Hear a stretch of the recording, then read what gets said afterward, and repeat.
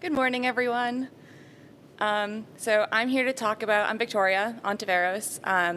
I am Program Manager for Software Bill of Materials, SBOM, and Open Source Software Security at CISA, the Cybersecurity and Infrastructure Security Agency in the US. And I'm here to talk to you guys about the draft minimum update to the SBOM Minimum Elements that we published on Friday. And so the update is to the SBOM Minimum Elements that was originally published by the National Telecommunications and Information Administration in the US, the NTIA. And so our update is the sequel, and sequels are notoriously bad, or at least not as good as the original. And so, full disclosure, it is 5 a.m. US, and so I'm kind of sleepy, so I need you all to have energy, so then I'll feed off that energy. So I thought we'd get started by voting on some sequels that I think are just as good, if not better, than the original. So I'll show three, so I'll show one, and then I want you all to raise your hand if you think it's at least as good, if not better than the original, okay?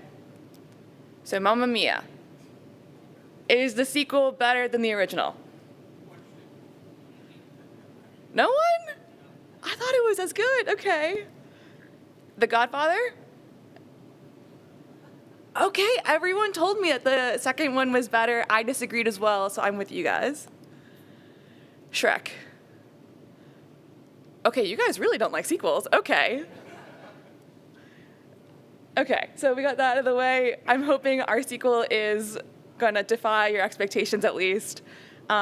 Just to make sure, doing a little bit of review so we're all on the same page. What is an SBOM? An SBOM is a formal record containing the details and supply chain relationships of various components used in building software.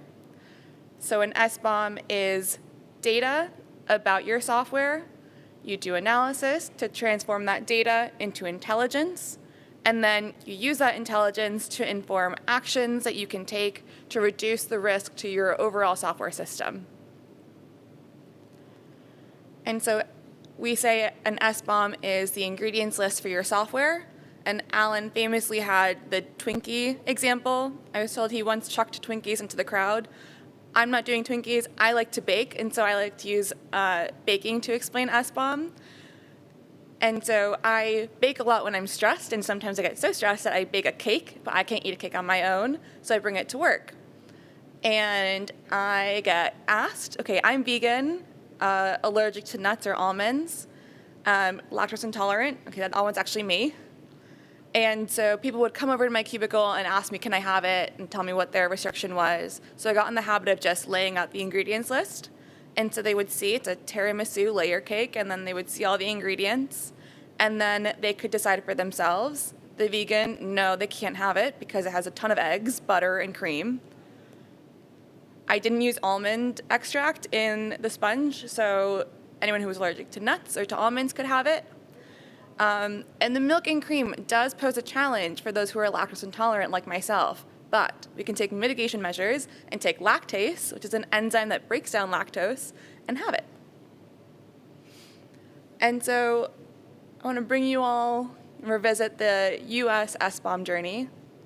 So in 2021, we had an executive order that, among a bunch of other things that were meant to strengthen US cybersecurity, it mentioned SBOM. And this is not the first time that SBOM was mentioned in the US government. This was not the invention of SBOM. Alan Friedman, who's with CISA until recently, did not invent SBOM. But it was the first time it had been talked about at such a high level, at least in the US, and so it got a lot of attention. And so we started getting a lot of, okay, wait, what is this SBOM thing? And then later that year, the NTIA published the SBOM Minimum Elements that we all know and love. Then NIST, the National Institute for Standards and Technology, came out with the Secure Software Development Framework, the SSDF, which doesn't require SBOM, but it does talk about software provenance, which SBOM gets at. And then we had Office of Management and Budget, OMB Memo 22-18, and it has a very boring name, but it's very important. because it has this line that says CISA will publish updated guidance on software bill of materials, SBOM, for federal agencies as appropriate. Which brings us to what I'm here to talk to you about today, which is the SBOM Minimum Elements 2025. Ta-da! That I want to draw your attention to one very important bit, and it's the circled bit FRN. It stands for Federal Register Notice. And so we published a request for comments to the U.S. Federal Register, which means that you all can let us know what you think about the SBOM minimum elements. You all get to give us, the U.S. government, all of your thoughts and feelings about this document. And I am going to go into more depth about the minimum elements, what we changed, what we didn't change, but I want to start off with the questions that we give in the Federal Register notice when we're asking for your feedback, so you can keep these in mind as I go over the changes that we made to the 2021 version. So, should any elements be removed from the 2025 SBOM minimum elements? Meaning anything we included should actually not be in the final version, it should not be required. Was there anything we didn't include that you think we should have included?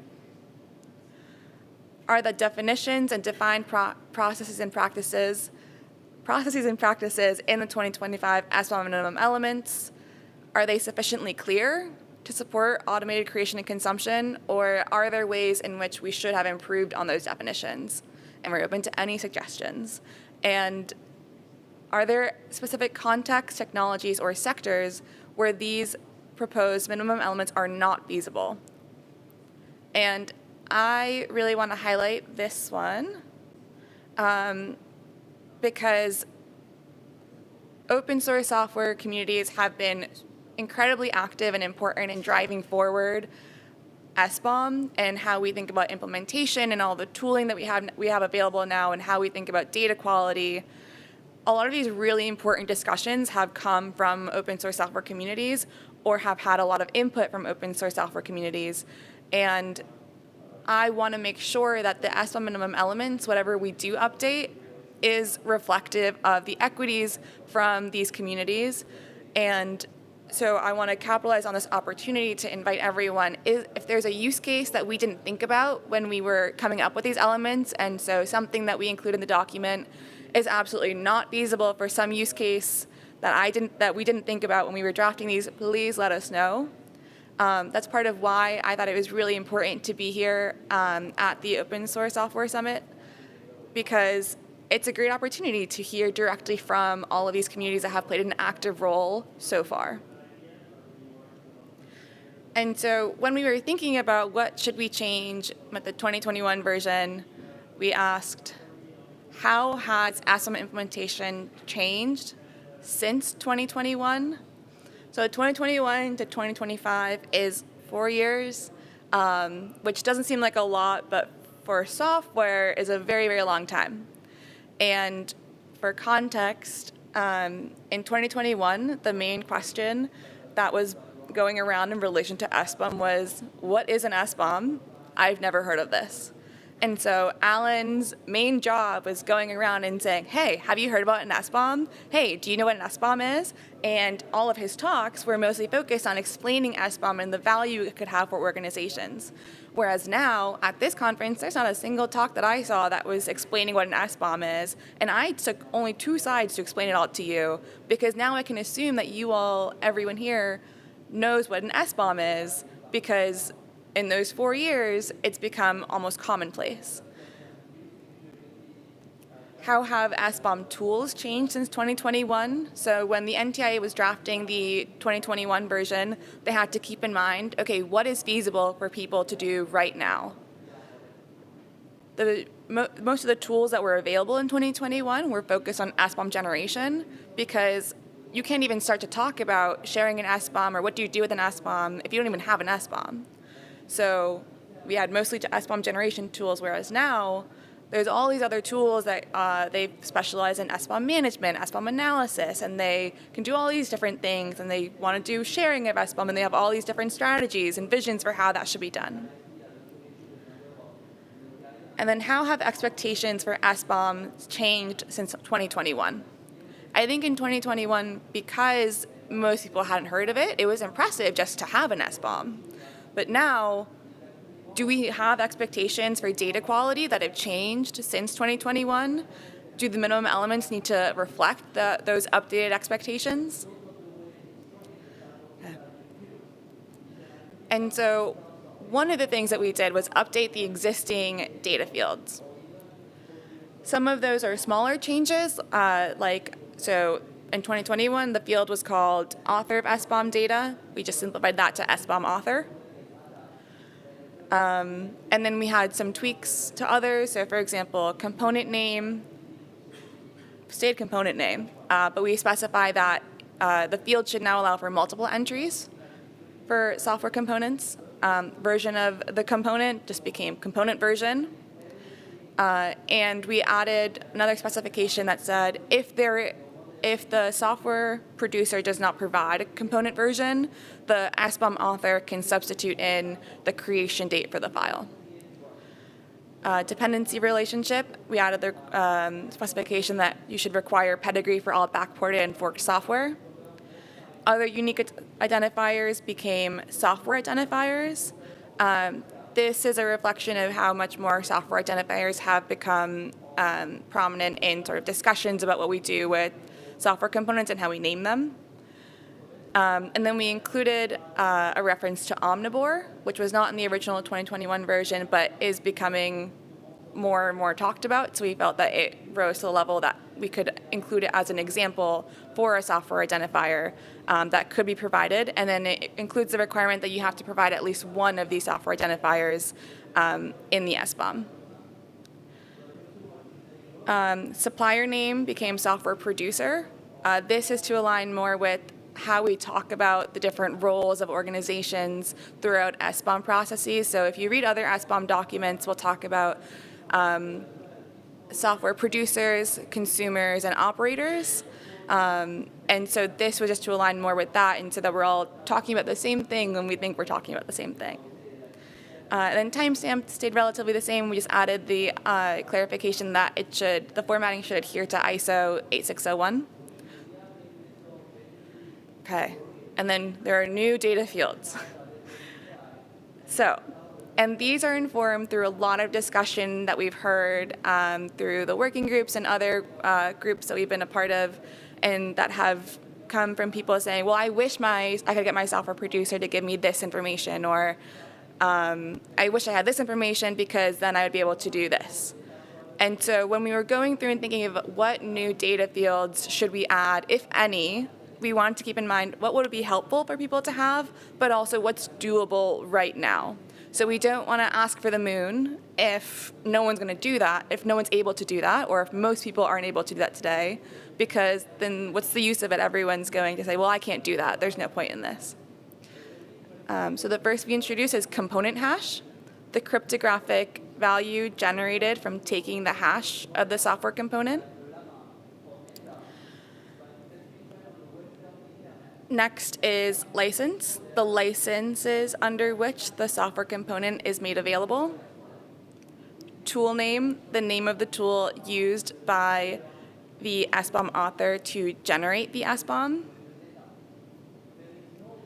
And then generation context, the relative software lifecycle phase and data available at the time the software producer generated the SBOM. And we don't say exactly what it needs to look like, but we recommend before build, some distinction between was the SBOM generated before build, during build, or after build, because that information about the SBOM gives you more information to what data is reflected in that SBOM about the software component.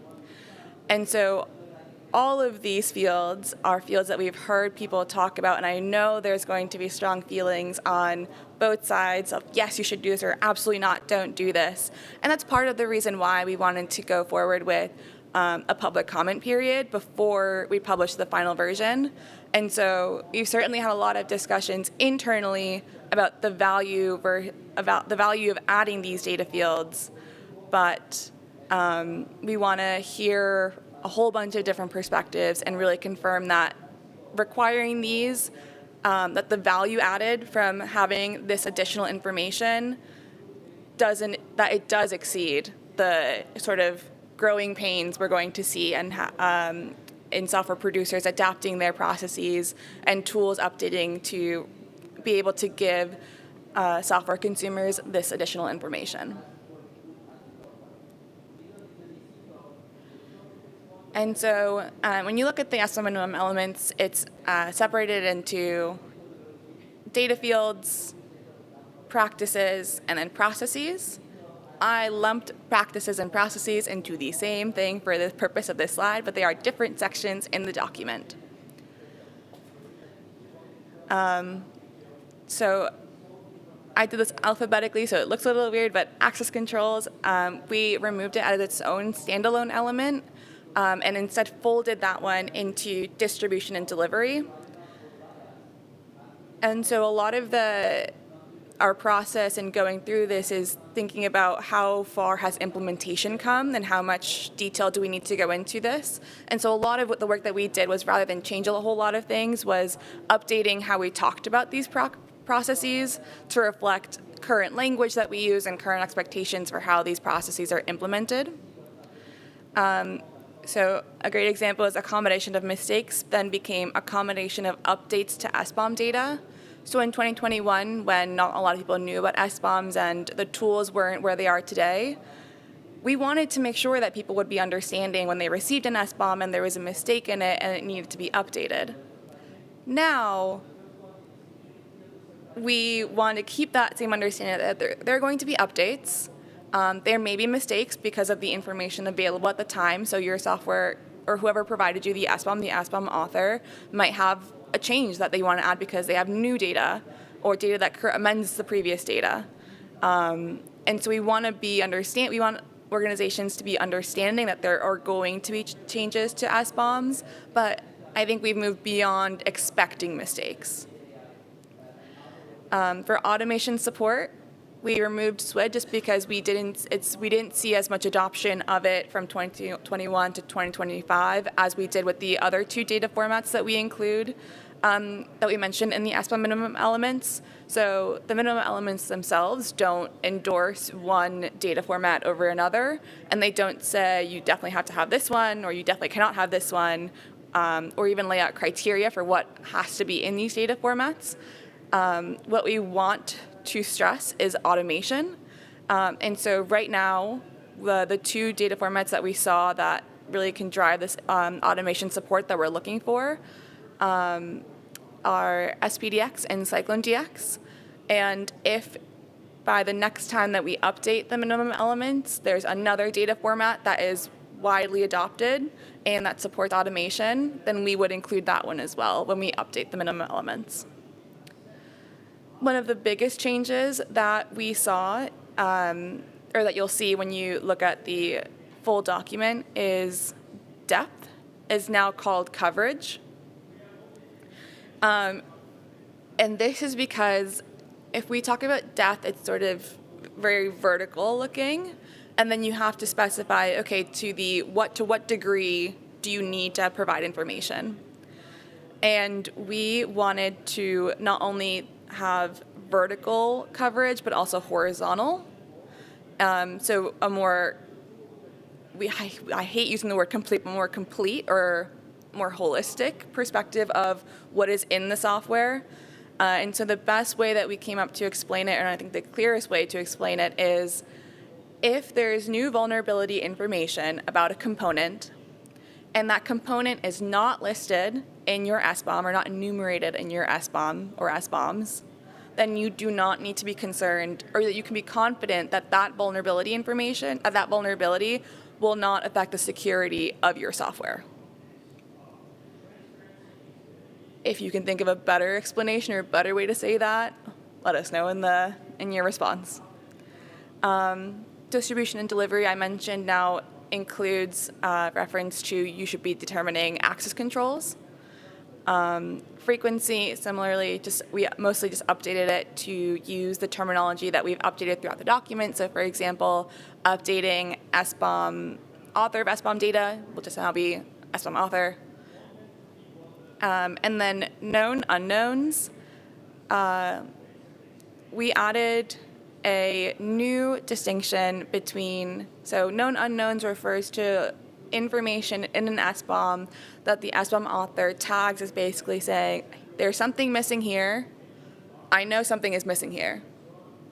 And so now we want it to be that to distinguish between information that is known to the SBOM author, but they're withholding on purpose.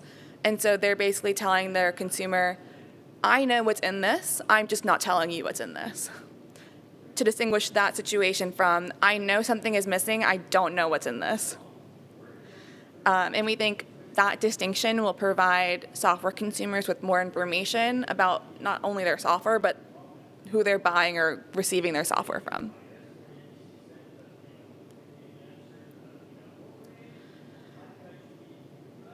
And so I'm once again going to highlight that the document is up for public comment through the U.S. Federal Register, and I'll make my slides available so you all have the links. The easiest way, if you want to go right now and open this, is go to CISA.gov/SBOM. And there's a beautiful little graphic that I showed earlier, and click on it, and then it'll point you to the document itself, and it has a link to the Federal Register where you can see sort of basically an overview of what I told you today, and the questions that we included, and then another link to where you can actually provide us your comment. And you have until October 3rd to give that to us. I'm really excited about this. I think it'll make the final version even stronger than what it is right now. And I think it's really in the spirit of open source software to sort of get this input right now and from everyone's perspectives, put out an even better final product. And I know I listed a lot of those 4 questions, but you don't need to be limited to those 4 questions. You can give us your thoughts on any part of the document, or if you want to comment on the existence of the SBOM minimum elements at all, you can also comment on that, and we'll still read it and we'll still think about it when we go about updating the document to give you the final draft. And so here's that link that I just mentioned where you can find all of that information. And I'm just throwing up my email. I know it's long. I'm sorry. I'm hoping the mail will go away soon. But you can always reach me by email. Yep. And I can take any questions. Oh, thank you. Kate.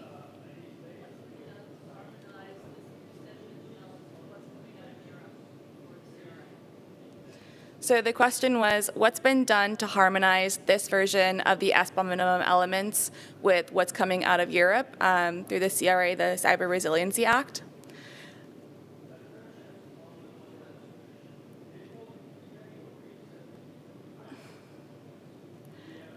International harmonization of guidance on SBOM is something that is now sort of at the top of our minds when we talk about any sort of guidance on software component transparency, because we have heard a lot of concerns about software producers facing competing requirements from one country or from one cybersecurity organization versus another, and then they think, okay, do I have to have like generate two different types of SBOMs to make both of you happy? That's really difficult. And we do want to avoid that because that just increases the perceived cost, sort of, to organizations producing SBOMs, and we really do want to encourage organizations in producing SBOMs. So what we've made a priority is ensuring that we have sort of an open line of communication between ourselves and all of our international partners that we work with, one of whom is NISA and the European Commission, as well as BSI, ANSI in France, Italy. We formed a group called the Global Government Expert Forum on SBOM. We started it in the spring of 2024. And we meet about every 6 weeks or so, and it's a really great opportunity for everyone to share, first of all, updates on what we have going on, what we're hearing from stakeholders, any publications that we have coming out, and in that way we're able to all support each other, but also sort of keep appraised of all the changes that are going on out there. And so just talking through, I think we are aware of what's going on in Europe, and they were aware that we were going to come out with new minimum elements. And I think the public comment period really helps sort of that harmonization between what we have, what the minimum elements in the U.S. will be, and what's going on with the implementation of the Cyber Resiliency Act. So if there's something that doesn't, to my knowledge, there's nothing yet that contradicts anything in the CRA, but if there is anything, this is a opportunity for anyone, to tell us what is it that is going to make everyone's lives a mess if we go forward publishing the minimum elements as is. And we are going to continue to talk to our international colleagues over in Europe so that they know, everyone sort of knows what's going on, and we're not going to make everything difficult for everyone in between. Yes.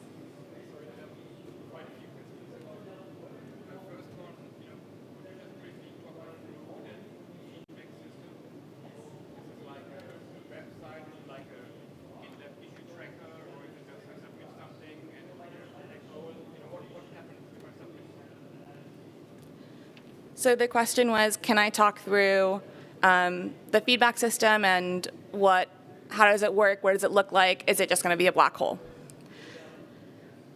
So the U.S. Federal Register system, I want to call it almost a catalog of public comments. So it's not like GitHub in the way that you can submit something and then submit a change and then have a conversation with people in the comments.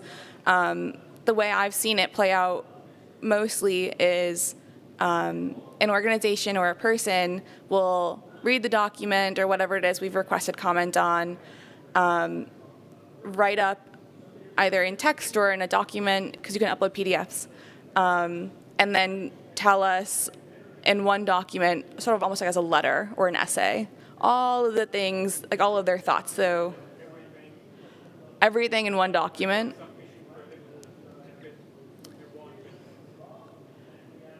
So the question was, would it be one big thing or multiple little submissions?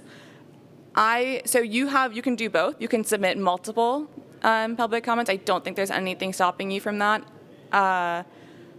I've mostly seen organizations do one big document, and they can break it. I've seen it broken up by topic or by question. I've even seen it broken out by paragraph when there's a lot of complaints about particular language that we use. And then I'm almost certain you can see the other public comments as well. And it is not a black hole. I do have to sit down and read all of them. Sorry? Yes. So the question was, is it public? And yes, it is, to my knowledge. Anyone can see it. So I wouldn't recommend putting super personally identifiable information, like your social security number, but that's US, whatever the equivalent is. Yes?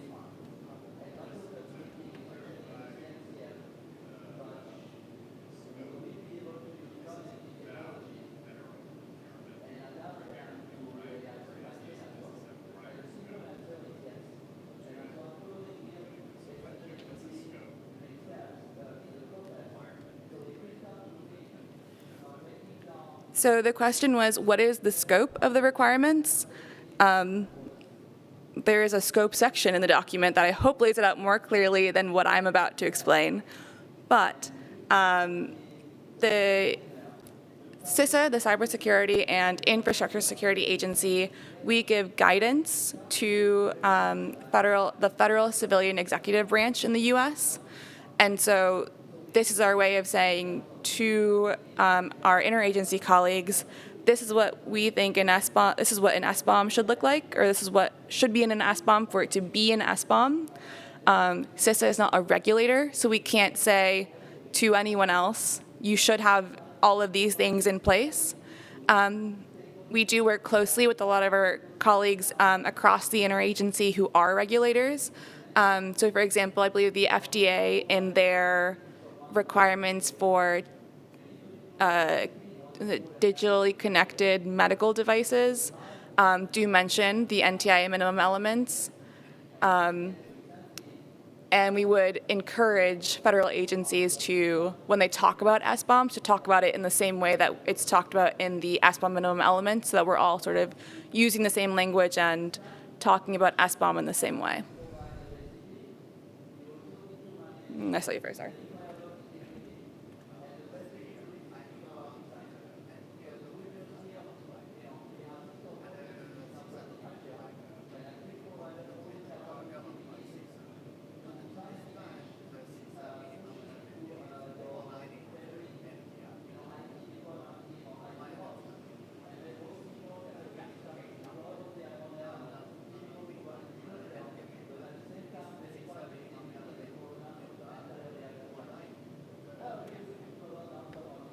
So the question was, is the CISA SBOM Minimum Elements overriding the NTIA Minimum Elements? Hold on, I had a slide on this, I swear. There we go.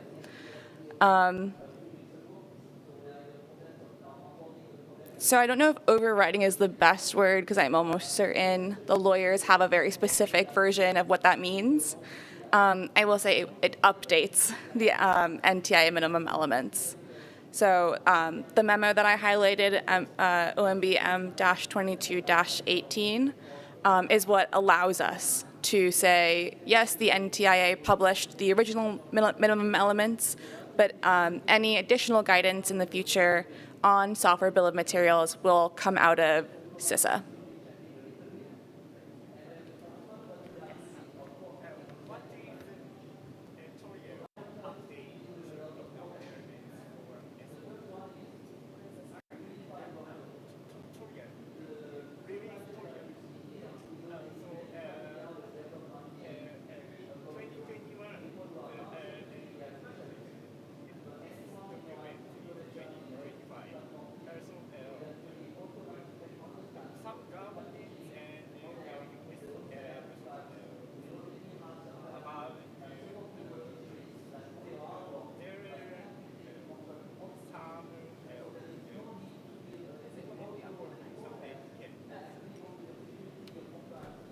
So the question was sort of what is the cadence of updating the SBOM minimum elements?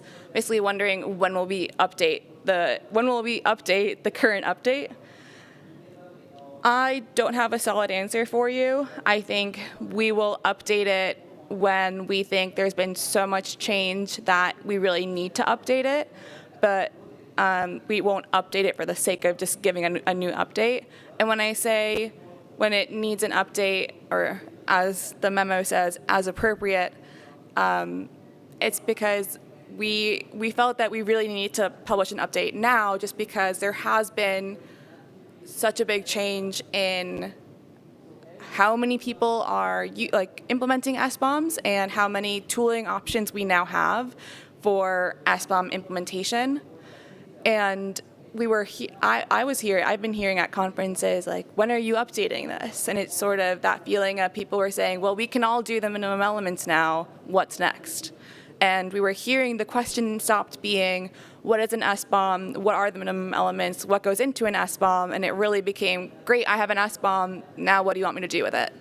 And so seeing that the community had grown so much, really pushed us to think about, okay, what do we update in the new version?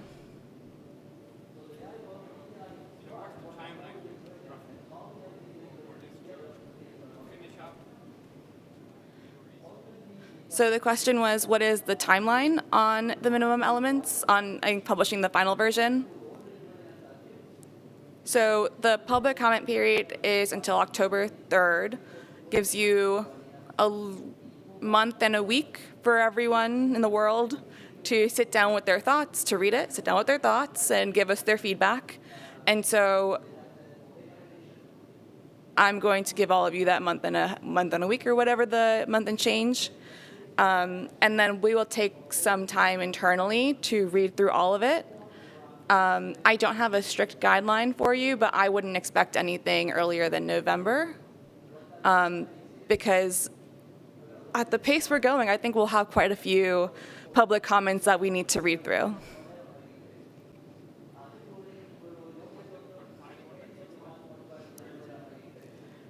Question was, would it be like in 6 months? I don't have a concrete timeline. If I do,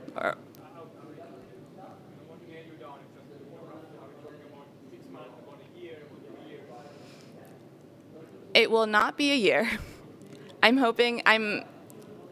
fairly confident and very much hoping it'll be less than a year. All the way in the back? Okay. You go ahead.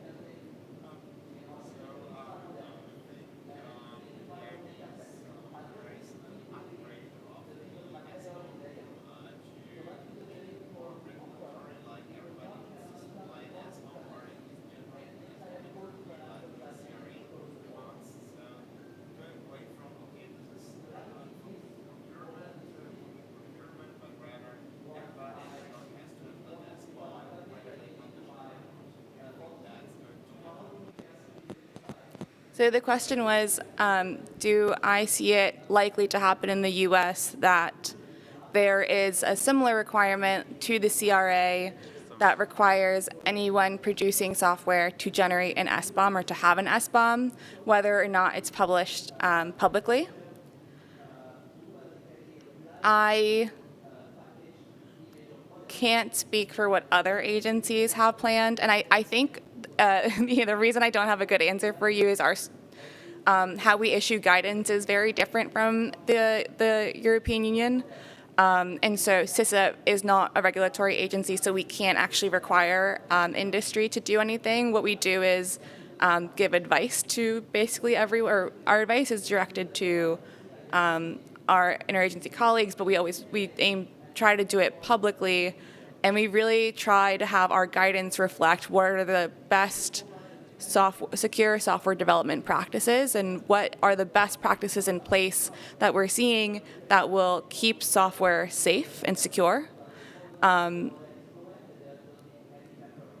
one of the things that from our perspective now is that having an SBOM, generating an SBOM, sharing SBOMs, analyzing it, putting that data into use, and using all of the insights that you extract from SBOM data, using that to drive your risk management practices, that is part of doing software in a secure way. What requirements for software producers will look like in the future, I can't say. This will be my last question. May I? Thank you. So I'm so sorry because I was come to late, and I'm sorry if you've already mentioned already. But and I'm haven't read this draft. But during the drafting this work, are there any discussion to how to treat the multiple SBOM data files?